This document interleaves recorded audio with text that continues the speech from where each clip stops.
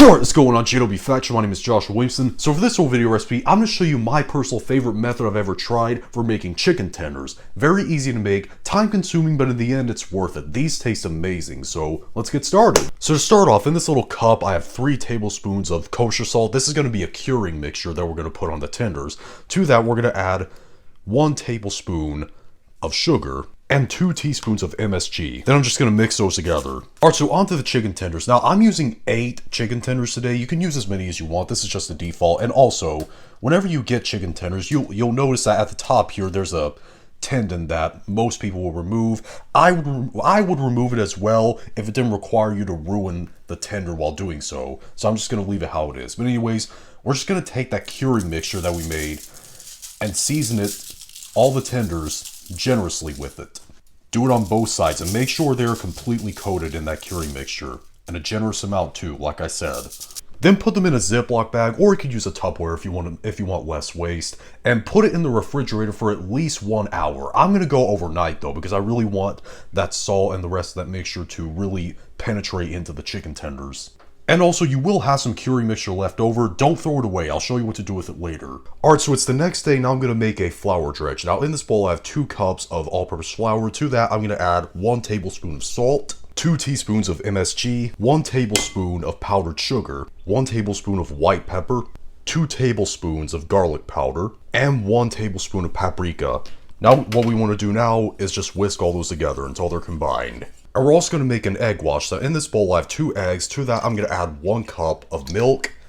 And I'm also going to add the rest of that cure mixture that we made. And then just whisk those very well until they're combined. Now it's time to dredge our tenders. Now, put some of the tenders in the egg mixture and then into the flour mixture. And make sure, try to use one wet hand and 1 dry hand as well. It makes it a lot easier.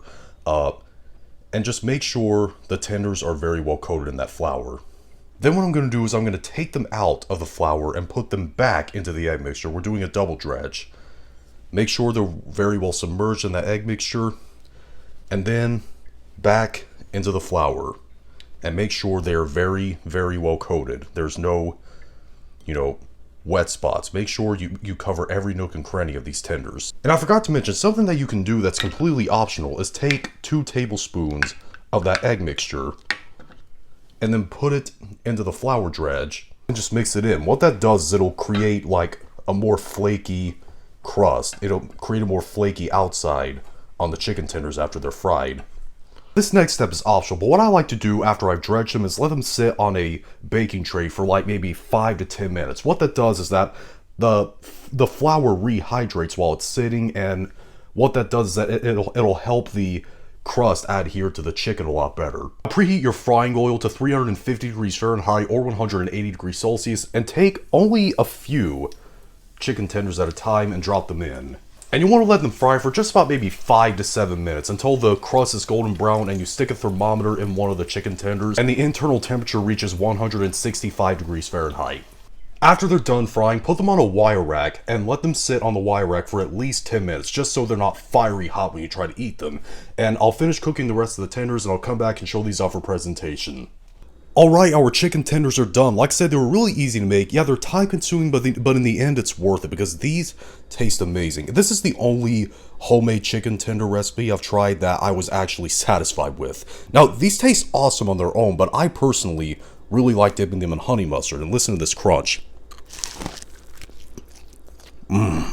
But if you try these out, leave in the comment section down below and tell me what you thought, whether you liked it or you hated it. If you liked this video, thumb it up, hate this video, thumb it down, and be sure to click subscribe and become a member of the JW Faction on our journey to 10,000 subscribers. See you later.